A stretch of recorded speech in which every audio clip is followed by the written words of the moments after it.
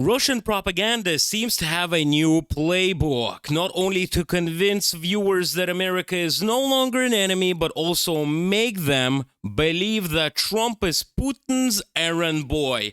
After all, it is he who called Kremlin first. As a result of the declared position of the leaders of Russia and the United States on readiness for negotiations, a mutual gesture of goodwill following extensive preparatory work by the teams of the heads of state, President Trump, at the agreed time, picked up the phone and called President Putin. It is Washington that calls the Kremlin first, not vice versa, because we did not break the relations. They were broken from there. You know what I find interesting after watching this video fragment? That before I remembered that recently they were going to launch this Sarmat towards Washington because the Americans were so evil. It turned out that negotiation talks are underway about Ukraine's capitulation. Trump's forces the EU to surrender Kiev. Otherwise, the US will withdraw troops from Europe.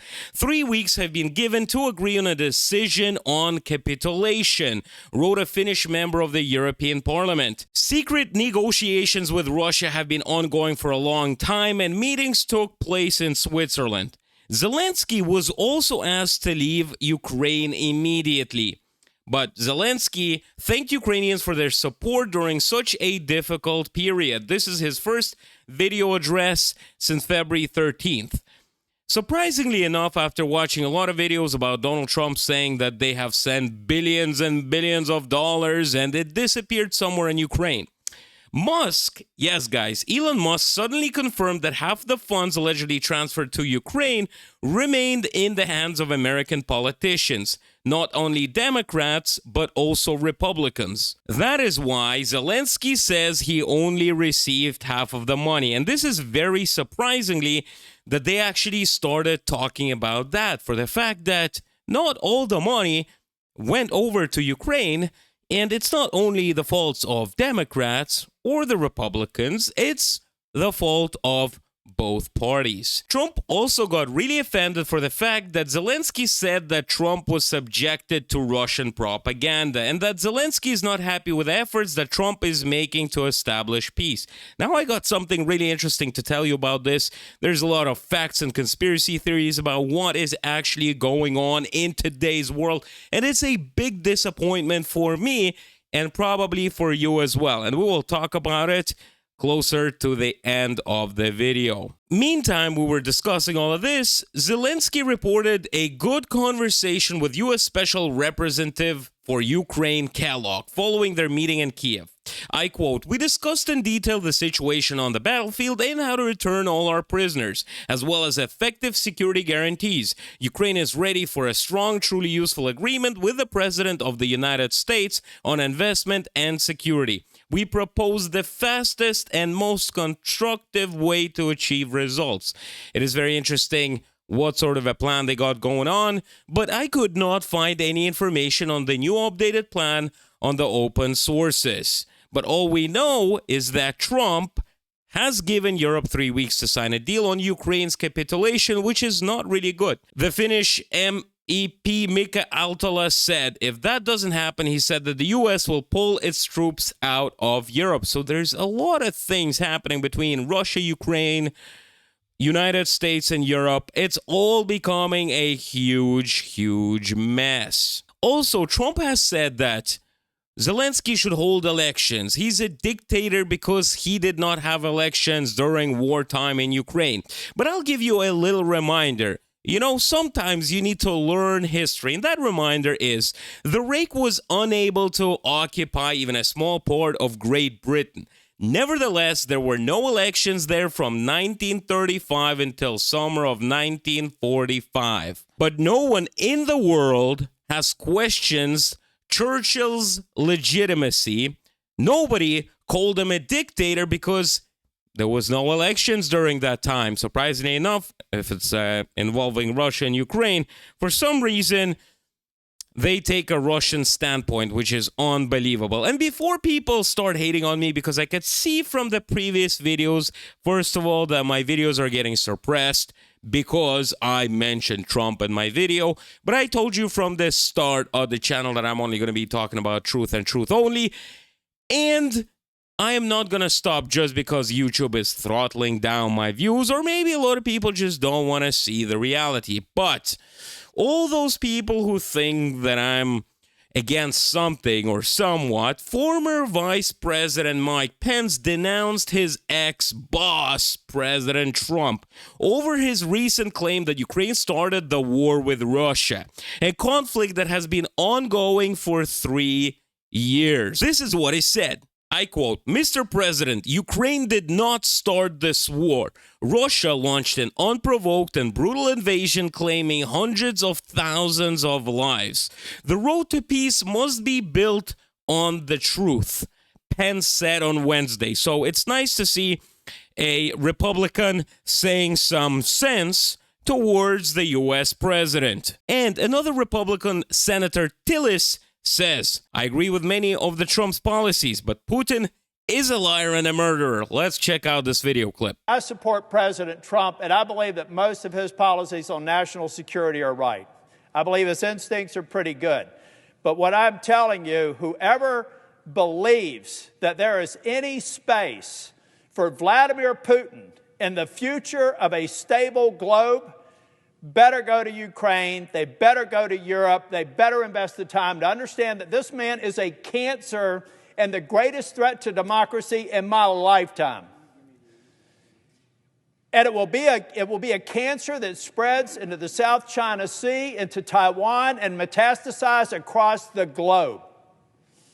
So, ladies and gentlemen, when I tell you that Vladimir Putin is a liar, a murderer, and a man responsible for ordering the systematic torture, kidnapping, and rape of innocent civilians, believe me, because the evidence is mile high.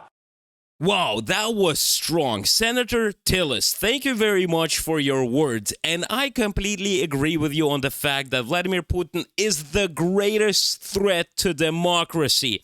And I'm going to tell you one thing, definitely in my lifetime as well, because I was born during President Putin. And I hope I'm not going to be dying with him in power. He must be stopped, and people do not understand this whatsoever. People should really look into this. It's unbelievable what they're doing right now, trying to capitulate Ukraine and say, all right, give your lands back. You know, Russia is the victim here. No, it's not. And I'm saying it as a Russian citizen myself, guys. This is absolutely unbelievable. There should be democratic elections in Ukraine, but only after the war is finished. If you're going to be doing elections during the war, Vladimir Putin is going to be placing his own crooked president in power, and it's gone. The democracy is gone. Unbelievable, and I'm very angry, guys. And a lot of people might be thinking you're getting a bit into U.S. politics, but because the U.S. politics right now are concerning me as a Russian citizen 100%, because you got to realize one thing. The U.S. is a superpower, and it has a big, huge influence on everybody. And that influence should be spread into the right place. And Putin is not one of them. And the UK said that they should send troops to Ukraine after the U.S. refused to provide Ukraine with security guarantees. UK reacts to Trump. Let's check out this video right here. Is forced to surrender its own sovereign territory to Russia. It will be the greatest betrayal of a European ally since Poland in 1945. But President Trump says Ukraine may end up Russian, and he wants American money back. I think we all fear where this could end and the dangerous implications for our defence and our security.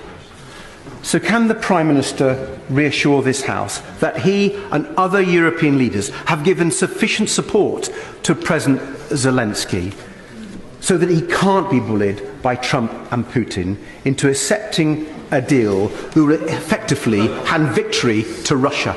Yeah. Prime Minister. As he knows, I met President Zelensky in Kyiv just a few weeks ago at my 8th meeting. The position since the outbreak of this conflict has been a united position across the House of supporting Ukraine, and I was able to reiterate my position, which is we must put Ukraine in the strongest possible position. That matters now just as much as it mattered at the beginning of this conflict, the strongest possible position, and I did discuss with him what more we can do, what more our allies can do to put Ukraine in the strongest position. The UK has a right point. They should be putting Ukraine in a strong position. Right now, what President Trump is doing is putting it into a weak position, 100%, because Putin is already rubbing his hands together, knowing that victory for him is very, very close, guys. The victory for Vladimir Putin, if there's going to be a deal on natural resources, and there's going to be land given to Russia, that's a big, big, huge defeat for Ukraine. And guess what? A lot of people don't remember one thing. In 2014, when Russia took Donbass and Lugansk basically under their control, nobody's talking about back then. They started the war in 2014. That's when it started, not in 2022. It was in 2014. It was a very long time ago, guys, 11 years back. So a lot of the presidents saying that this war would have never happened if I was a president, it already happened in 2014. And nobody really knew about it because there was not so much information about it, just like now. Take your time to do a bit of research.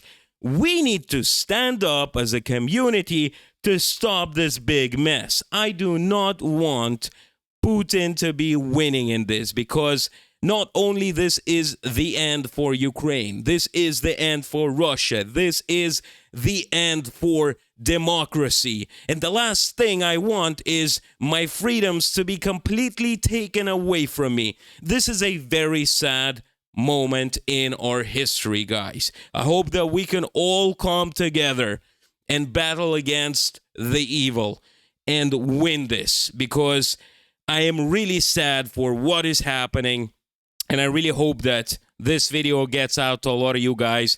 And I would like to ask you to please repost this video so people will actually have an idea of what's going on. And I'm obviously not going to be going into the conspiracy theories about Donald Trump and KGB and FSB, because there's a lot of rumors that supposedly in 1987, this guy, Alnur Musayev, worked in the 6th Department of the KGB of the USSR in Moscow. The most important area of work of the 6th Department was acquisition of spies and sources of information from among businessmen of capitalist countries.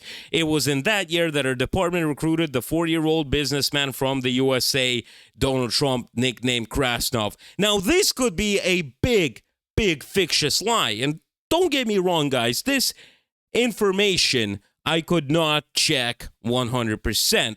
But the fact that somebody is talking about it can plant somewhat of a seed inside. Because I saw a lot of people in the comments saying maybe there's a lot of dirt that the Russian government knows about the guy. Or what if it was Vladimir Putin's big plan of placing him there?